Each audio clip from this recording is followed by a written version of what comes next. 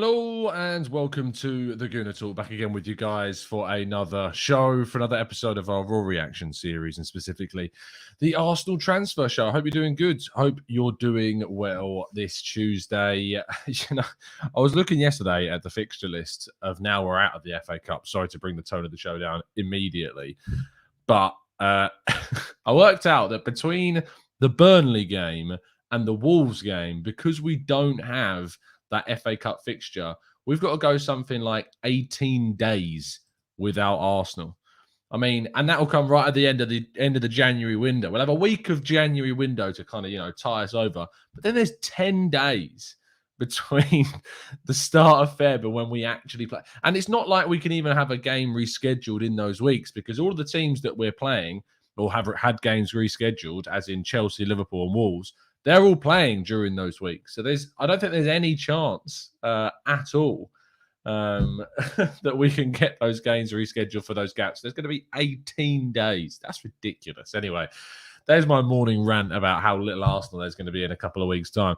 But I hope you're doing good. Hope you're doing well. We've got 4 games until we have to go through that drought without Arsenal. That'll be 18 daily shows without a game in between. That's going to be mad.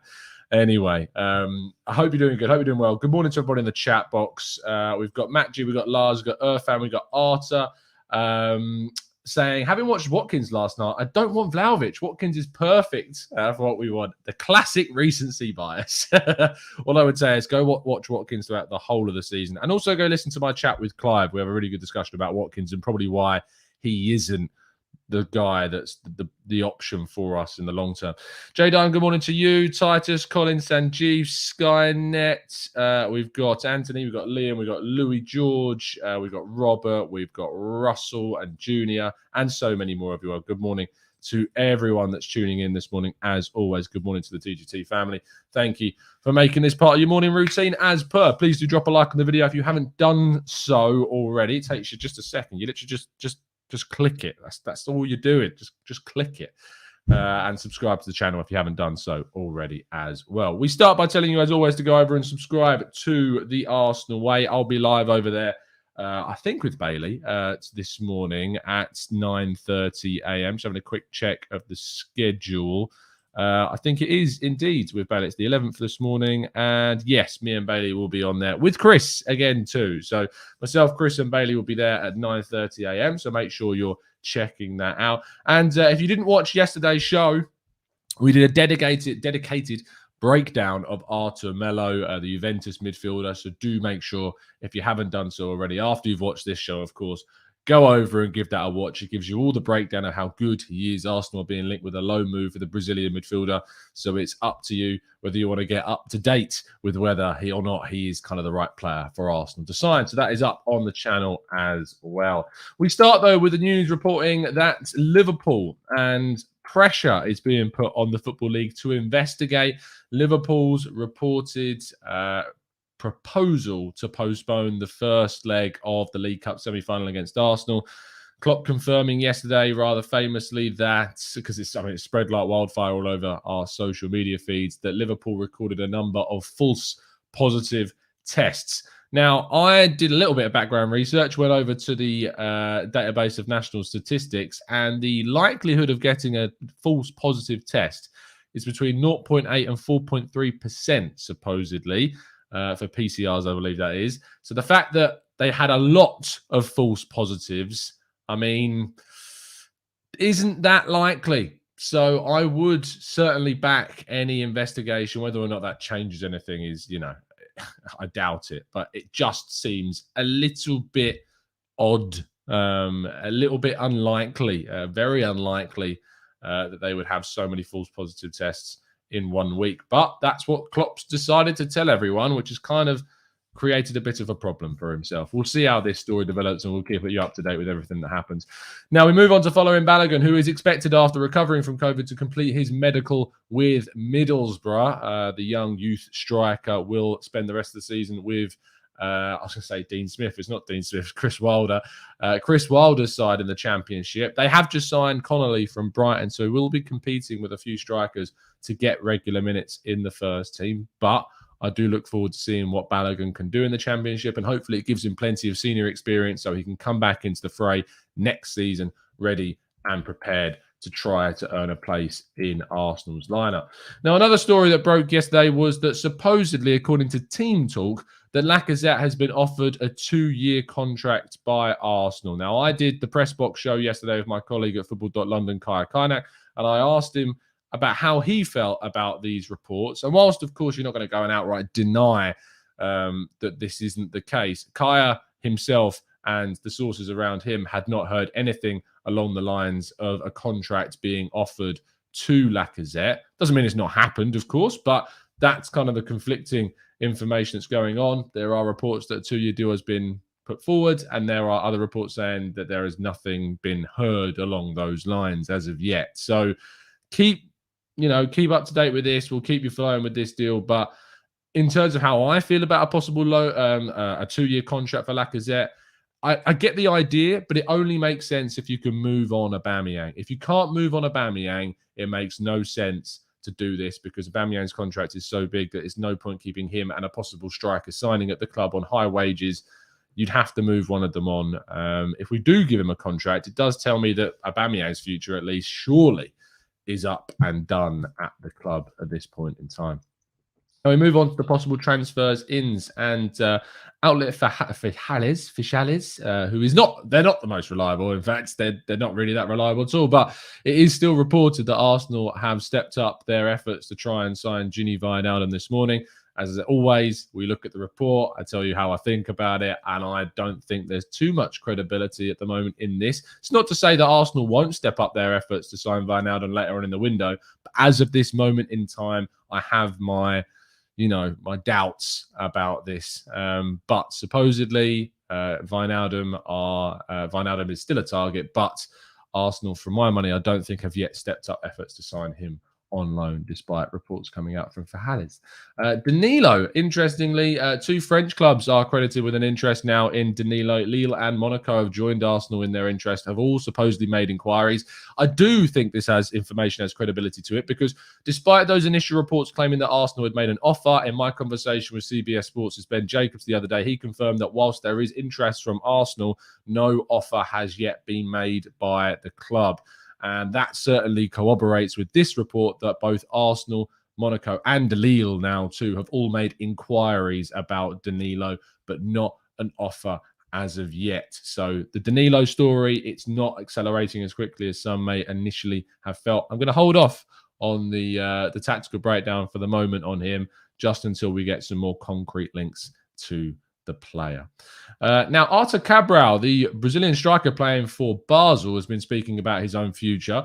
He says, "I don't know if I'll stay with Basel. A transfer depends on innumerable factors." Very good word.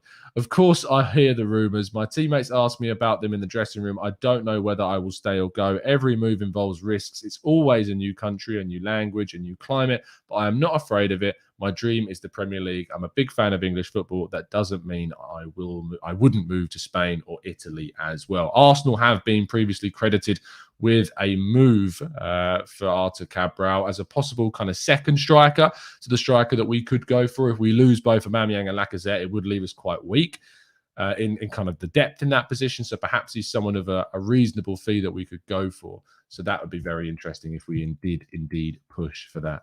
Now, bad news involving Bruno Guimaraes, unfortunately, with Juventus said to be in talks with Lyon about a loan with a possible obligation to buy the player around 45 million euros. This strikes me as a deal that frustrates because everybody knows how much I enjoy watching Bruno Guimaraes. In fact, I've got an article that's gone out this very morning talking about the player and talking about how good he was against PSG and how he basically puts on the perfect display of why we should be looking to sign him.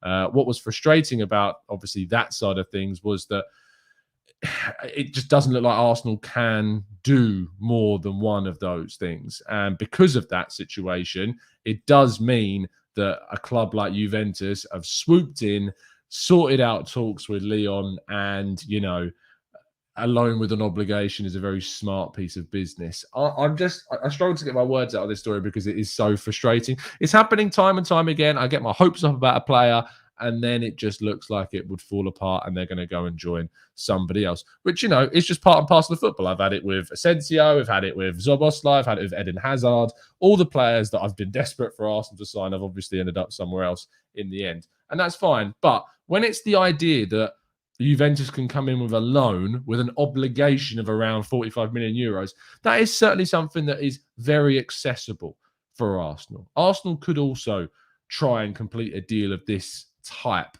and I don't know why they wouldn't try and attempt to, you know, jump into those talks and muscle their way into a loan with an obligation, because that's the perfect kind of deal for the player and for Arsenal, and it wouldn't stop them from going after their big striker either. So I find that a bit odd that if that is the case, that Arsenal would not have pushed forward with that type of deal. And if it is the case that that ends up happening with Juve, I would be absolutely surprised. However, it does open up the possibility of Juventus, of course, being more open to allowing one of their central midfielders to leave. And maybe that will open up a path for Arsenal to sign either one of Artur or Rabiot, someone like that. But it doesn't necessarily mean that it's going to happen. Artur looks the most likely of the pair, with him being actually credited as someone that Arsenal are interested in. And if you want to know more about him, you can go and watch my tactical breakdown on Artur yesterday, or you can go and watch my tactical breakdown on Bruno Guimaraes that came out the other day as well. Juventus, in terms of their finances, would only be looking to do a loan during the winter window. They may have more money available to them in the summer because of the sales that they would want to be making. So that's why the loan with the obligation makes sense. But watch this space and we'll keep you up to date, of course, with this story as it unfolds. Looking now at Vlahovic, the headline story of the day. According to Sami Mokbel, Arsenal are very much willing to do everything they can to try and convince Dusan Vlahovic to join Arsenal, even if that means committing to a deal which could total around £150 million.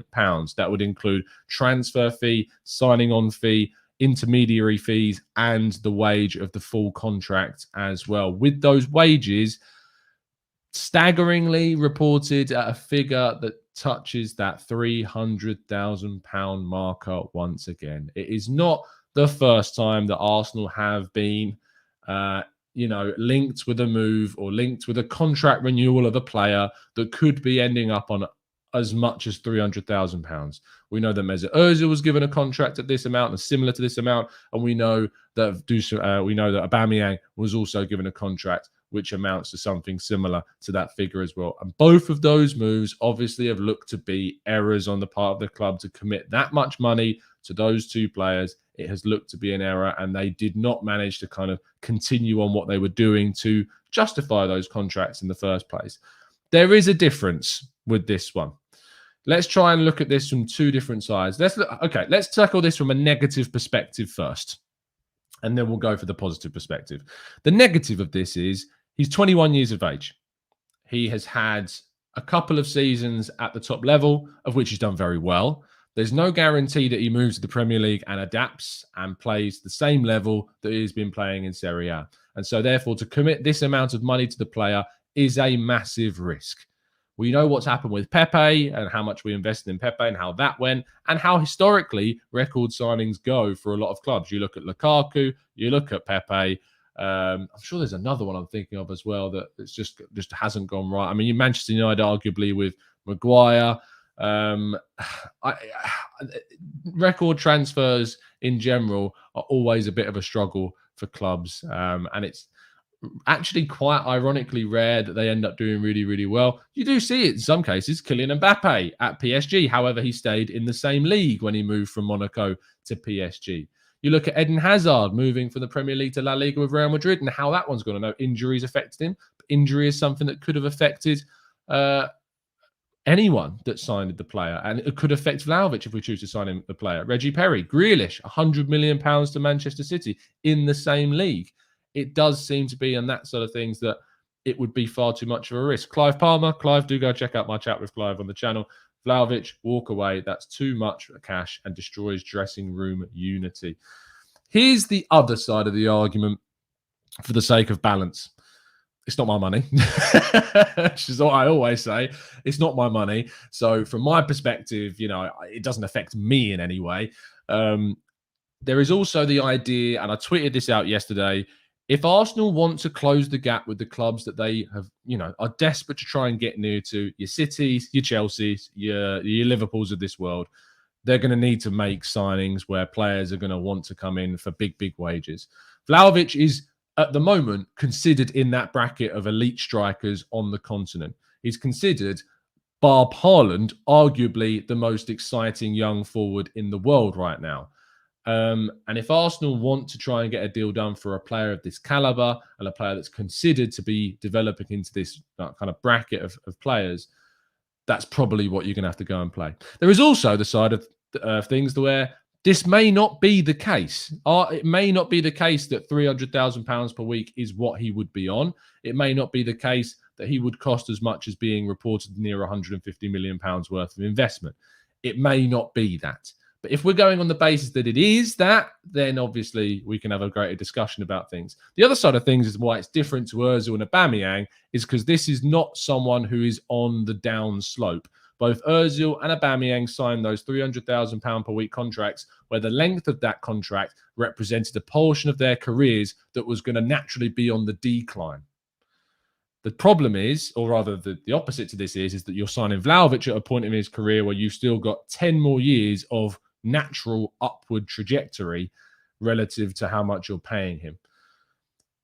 I myself struggle to commit myself to say that I'd be fine with it being on that amount of money. But again, I do look at it and go, it would be great for Arsenal to sign someone of this kind of caliber, and it would be this transformative for the club. Does it destroy dressing room unity, as Clive just raised in the chat box? I think it's fair to raise the point. But what I would say is that in Arsenal's case anyway, Aubameyang's contract, when he signed that £300,000 per week contract, did not destabilise the dressing room. It was nothing to do with the amount of money that he was on. What destabilised the dressing room, or not, I don't think it even destabilised the dressing room, to be honest. The issue with Aubameyang was his professionality, his professionalism, rather, is a word. The wage was never a real problem. The issue on this side of things, of course, is it's a 21-year-old being given this amount of money when you've got players like, Bukayo Saka that's on less than 50 grand a week. I also found out that following Balogun's on £40,000 per week, which sounds ridiculous considering he's barely played in the senior side, but that's how much they wanted to keep him.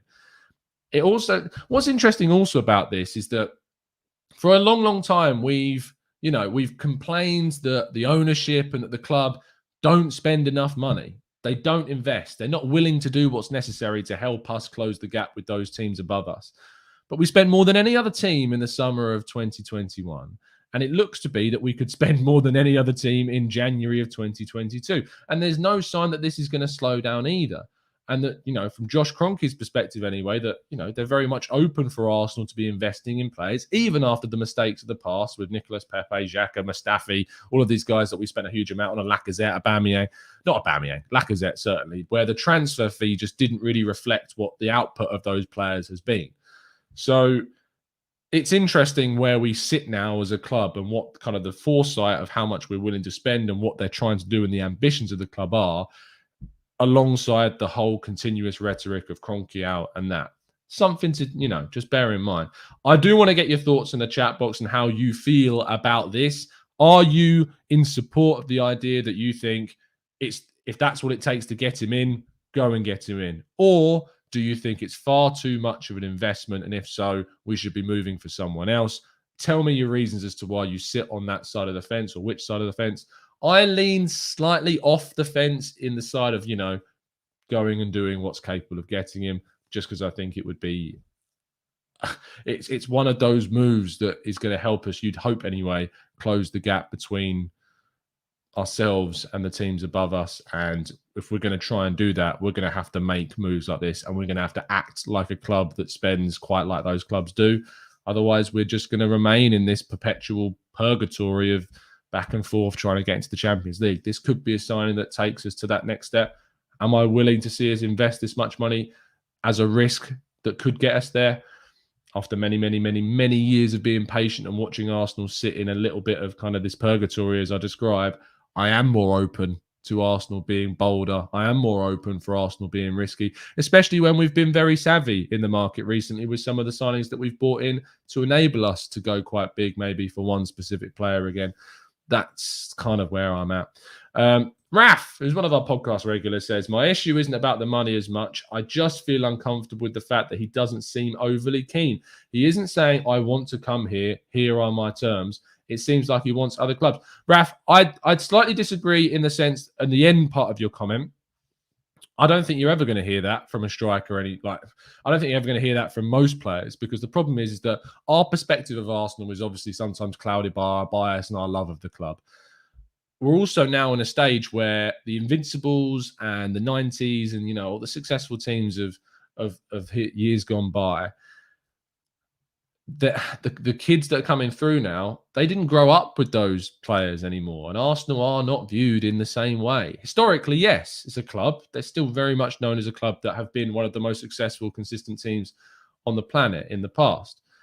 But we don't have that same draw as we did 10 years ago for the stature of this team as it was. I'm not saying that, we're no longer a big club, but you have to understand that Arsenal's situation in the last 10 years has meant that the players, when they develop, have not been exposed to that time of success.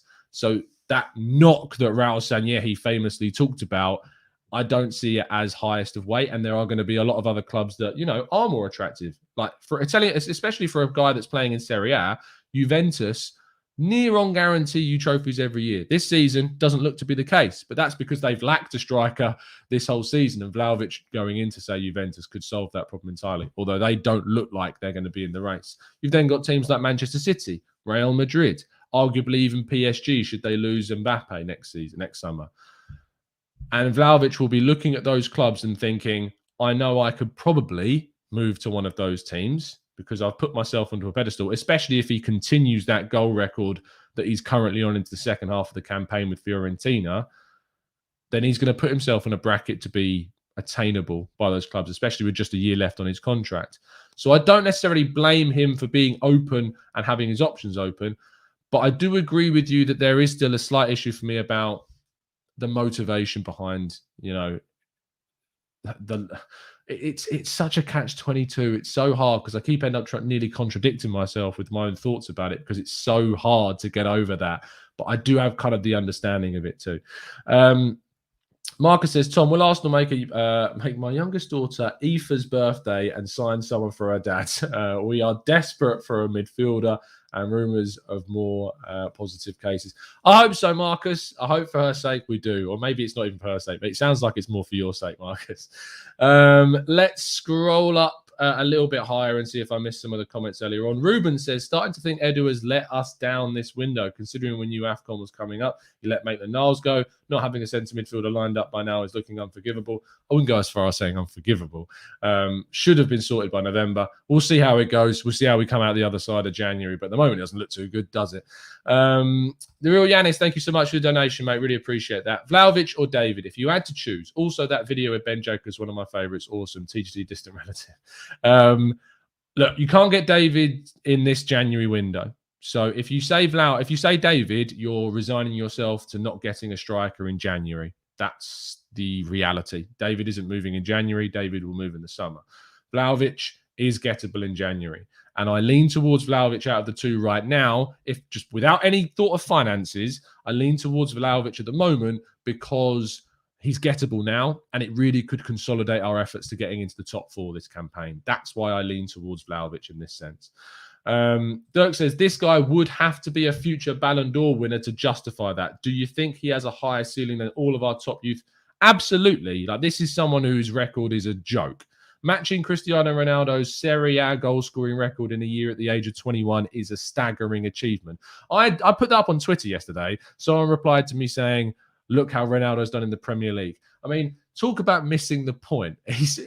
Ronaldo set a goal-scoring calendar year records in Serie A. It's not to do with his age. It's not to do with how he's done at Man United. The highest Serie A goal scorer for a calendar year was equaled by this 21-year-old striker. He has all the characteristics of a striker that would, change the way that we play, as Clive explained on my discussion with him the other day. He would be a very, very, very good acquisition for Arsenal, but financially, It's such a huge risk. Answer says, I have a very bad feeling about this Vlahovic deal. My gut hardly ever lies. Paul says, when you compare that Cedric is paid and what Vlahovic wants, can you blame him for asking for top dollar? Matt G says, he's 21 years old. He doesn't see the club the way the fans see this club. HK says, seeing Vlahovic going for that much of money, I agree we need an absolute striker, but seeing currently not better investment, more into the midfield. The reason why, and actually, I asked this question to Mo yesterday on the Arsenal Lounge. We have 2 league games before the AFCON players return. We have Spurs away, and then we have Burnley at home. Now, how many points would you expect to get from those 2 games? In my mind, minimum of 3. You'd hope for at least 4, maybe even 6, even with the players that we've got. If Xhaka returns, we've got, Sambi and Xhaka could hopefully play in the midfield on Sunday. You've got Tomiyasu coming back, Gabriel coming back, Ramsdale coming in. You'd hope that, and Lacazette starting, Tierney starting. You'd hope we'd have a much better side. They don't have Son. We are 2 games, a maximum of 6 points away from getting back Partey and El Neni into the side. That's kind of how I'm looking at the midfield situation right now. Yes, we have the League Cup games as well, but to be honest, the League Cup is secondary to the league right now. I don't think there's many arguments to say that the League Cup is not secondary to our push to try and get into the top 4 this season. I love silverware, don't get me wrong, but getting into the top 4 would do so much more for this team than winning a League Cup. The League Cup now only qualifies you as well for the Conference League next season, so it's not like it gives us a Europa League place. So that's why I think that the midfield side of things, and saying the midfield's more of a priority, I actually don't think that it is. The reason why I don't think that it is, as I've explained, is because there is a lot more games this season where we are not going to have the squad depth in striker, where we are going to have the squad depth at centre midfield. We are going to have Partey and El Neni and Xhaka and Lokonga and arguably Charlie Patino, possibly even a lone player that we bring in towards the end of the window. But actually up top, we have a real issue. We're a Lacazette injury away from a disaster, bearing in mind that Aubameyang doesn't look like he's going to be coming back anytime soon. So that's why I say that the striker is still very much more important for investment. Let's scroll down there's been another super chat. Dan Lewis, thank you so much, mate. Hi, Tom. Imagine this. If Haaland was desperate to join us, we'd throw everything at him. If Vlahovic wanted to come, give him a super yacht too. What I would say, and obviously there's a lot of talk around, the idea that he doesn't necessarily want to come. We know that Mikel Arteta in particular is not really keen on signing players that aren't that keen themselves to join Arsenal. So I do struggle to get on board with the idea that he's not interested in the club whatsoever, because I don't feel like Mikel Arteta would invest an arguable club record deal onto a player that wasn't that keen on coming to Arsenal. I have a feeling that, he's open to the idea of Arsenal, in the same way that he's open to the idea of joining a number of teams. And it's just going to be about assessing the options available to him and whether or not it's the right move. It's a really big move. If you try and take your Arsenal hat off for a second and think about the player. He's a 21-year-old striker whose stock is at the highest point of his career. Arguably, his stock only second to Haaland in Europe right now is at the highest possible peak. He can move practically in the summer almost anywhere he wants to. So when the idea of Arsenal coming for him and trying to push hard, they're going to need to push hard to try and get themselves up that queue to try and get hold of him. And that's the reality of the situation with a player like Vlahovic. Because if Arsenal want to compete with the Cities and the Real Madrids and the PSGs, which we haven't done in the market for a long, long time, arguably we came close in the summer with our record summer spending. But to do that, we are going to have to pay over the odds and pay a bit of a premium in order to match that type of spending. And that's where we're at, kind of thing. Jay says, if we don't get him, it would really make me question Arsenal's ability and ambition. I don't look at that, Simon. To say categorically, if we don't get him, I would question our ambition. Just the fact that we are pushing hard, and all of the reports and evidence out there suggest that Arsenal are pushing hard, it gives me optimism. It gives me encouragement that this club and the players, and the executives that are doing these and making these decisions, it gives me encouragement and hope that there is ambition there, that they're trying to do these types of deals. Mashamba says, let Arteta bring in the best attacking centre forward and one defensive and one attacking midfielder. QL says 150 million over 5 years equates to 30 million a year. In footballing terms, that is an astronomical, especially if Vlahovic only gets better. It is not astronomical. And I mean, when you do phrase it like that, 30 million a season, it doesn't sound huge, but if you said that we were signing one player on loan for 30 million quid for a year, then you'd be like, what? they'd have to be like the best striker on the planet. And that's what we would be hoping that Vlahovic would be, is that's how much he would cost. And then we go and talk about the impact on the dressing room, whether or not that is a problem that would be a problem. But that's hypothetical, and we don't know whether or not it would do. What isn't hypothetical is the quality of the player. John just says, Tom, Vlahovic feels like he's a camp, want to get as much money as possible, then every season worry that he's going to leave. I mean, Arsenal would look to put him onto a very long-term contract if they're going to invest that much money on him. If you feel like he's going to leave, I mean, you'd have to get a ridiculous amount of money at the same time to justify that too. So I wouldn't worry about that at the start of things either. Elliot says, if you were Arsenal, what's the highest amount that you would pay Vlahovic per week? I wouldn't say whatever he wants. Like, realistically, I would look how much is on now, which I believe is £26,000 per week. I would look at how much we're paying players, and I think Lacazette's on £180,000 per week. I'd look at Saka being on how much he's on, and he needs a pay rise. Martinelli needs a pay rise. Balogun is on £40,000 per week, as I said, which is mad. You've got a player like Kolasinac on £100,000 per week. The dressing room is fractured, and it's not balanced yet in terms of their wage bill. And that makes it very difficult to accurately estimate what I think is probably the right amount. £200,000 per week, is that too much? Like, when do you say too much is too much? Is paying him more than Lacazette's on right now too much? It's really hard. And honestly, I don't think I can accurately, Elliot, answer the question with the right answer. Adil says, hi, Tom. Why is it taking so much time to sign him? Bid was placed 8 days ago. He is not interested. Just because a bid is placed does not mean that a club has to accept or reject it in that moment.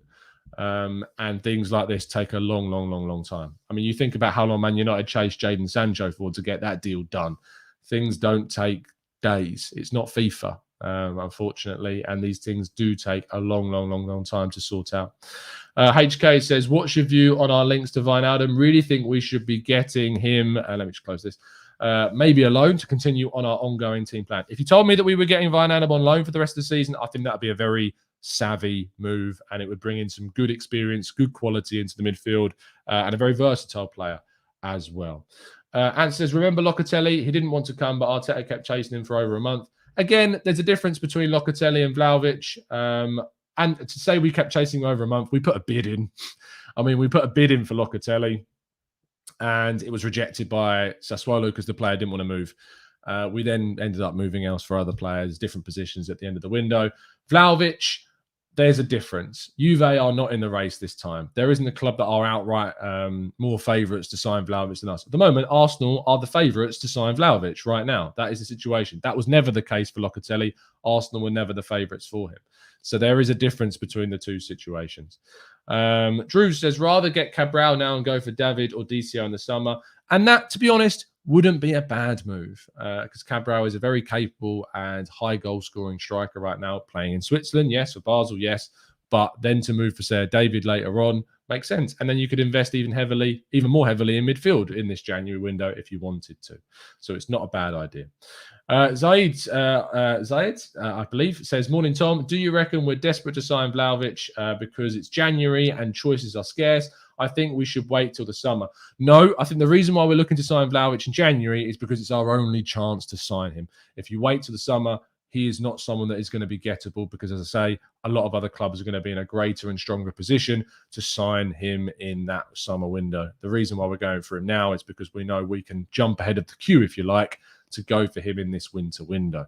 Adam says, given that my national team did the job yesterday, when can we expect Partey to get back from AFCON if Ghana doesn't go through? Ghana, as far as we have, what is it, Cosmos and Gabon, ironically, in their group. So I expect Ghana will still go through, but the earliest we could get him back is the 20th of January. Or the 18th, I think, is the last day they finish, but probably the 20th is the earliest we get him back. Maybe before the Burnley game, but I doubt it. Mr. Joker says, does the signing of Dusan on these reported figures signal we have a buyer for Aubameyang and his wages? I'd hope so. You would think so, but maybe not. Stranger things have happened, Joe.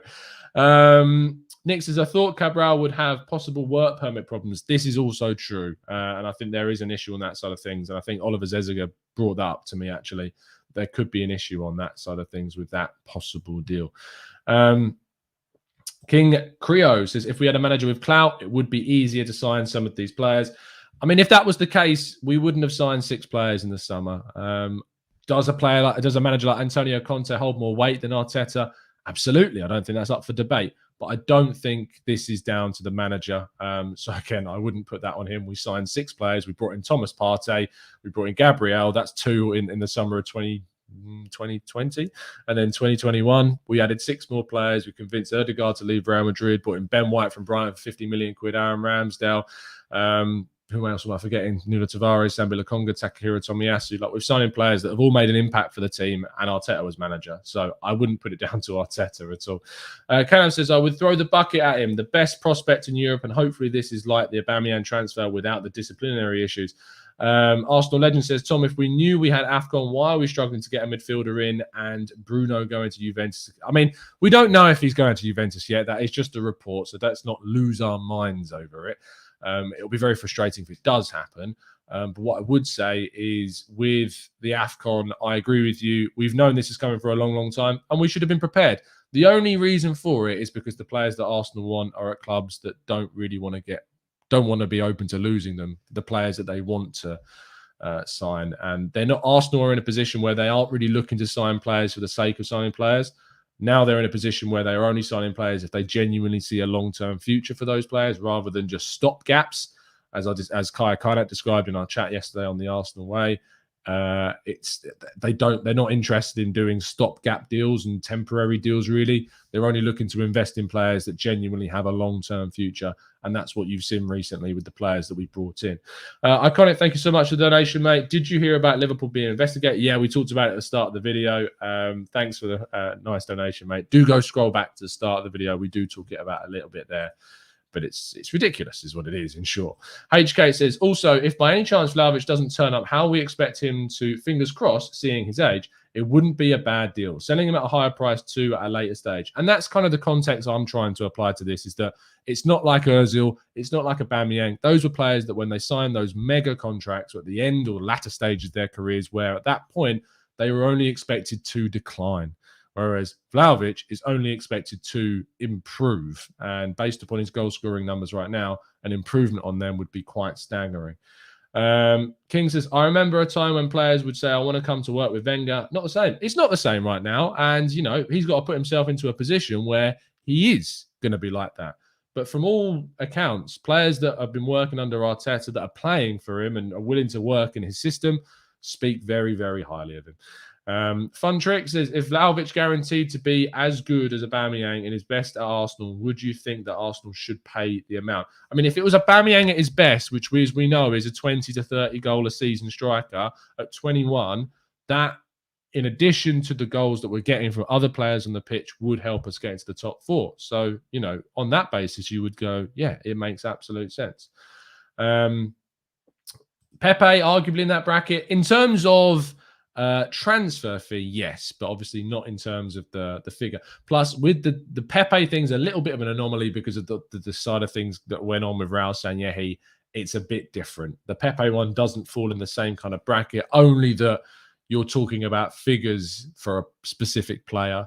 Pepe, I don't look at Pepe in the same way that I look at Vlahovic. Pepe had so many different kind of mitigating circumstances where he was playing, the position he was coming into the team, the system of the team that he came from. All of those things meant that Pepe was always going to find it a challenge in the Premier League. And then when you change manager as well during the time that he's at the club, that's also going to make things more tricky too. This would be Arteta's striker. And if you look at all the signings that he's made so far in the last, let's say, 18 months or so, if you think about the summer signings that we made in 2020, bar Willian, Gabriel, good. Partey, you know, I say good. I think he could give us a lot more. Ødegaard, good. Nuno Tavares has been very good cover for Tierney. Nottingham Forest performance aside. As I say, Ødegaard's been good already. Lokonga, I think we've all become to like Lokonga. He needs to develop. He's still young, but good signing. Ben White, good signing. Tomiyasu, good signing. Ramsdale, good signing. And Arsenal have improved. Arsenal have gone from a team finishing outside the top 8, the top 7, to now being in 4th place in the league. Add a striker, I'd be really interested to see what Arteta could do with the team. Billy says, absolutely, Tom. When Mbappe signed for PSG for 140 million after one fantastic season, everyone said, PSG have unlimited money. Arsenal are trying to do the same. Everyone freaks out. Nathan, when did I start supporting Arsenal? As long as I can kind of remember, really. Yeah, as long as I can remember, Nathan. Jake says, Arteta doesn't want any players but his own. What he's done to Pepe is a disaster. I don't think it's a disaster. I don't think Pepe's been good enough, personally. And I don't blame Arteta for that. Mia Meno says, Tom, I think we should buy that lad. Jade Spence bullied us and outpaced Martinelli. I wouldn't sign a player based on one performance, but I've not seen enough of him to know whether or not he would be a good depth signing at right back. So I couldn't tell you an answer. But based on one game, I wouldn't make a judgment. That is where we're going to wrap things up. Thank you so much, guys, for tuning as always. There's nearly 900 of you watching. Please, if you haven't done so already, drop a like on today's video and subscribe to the channel if you haven't done so already. We do these shows every single day at 8 a.m. We'll be covering plenty of Arsenal's transfer targets. The more that come out, the more that we'll cover, the more that we'll look into in more detail. We had yesterday a specific show on Arturo Melo from Juventus go up. We've already done Bruno Guimaraes and plenty of other targets too. I will see you a little bit later on the Arsenal Way, which will be live in just under an hour's time. Link to the channel is in the description. We're nearly at 7,000 subs over there, so please do go and subscribe over there as well. See you very, very soon, guys, and as always, up the Arsenal.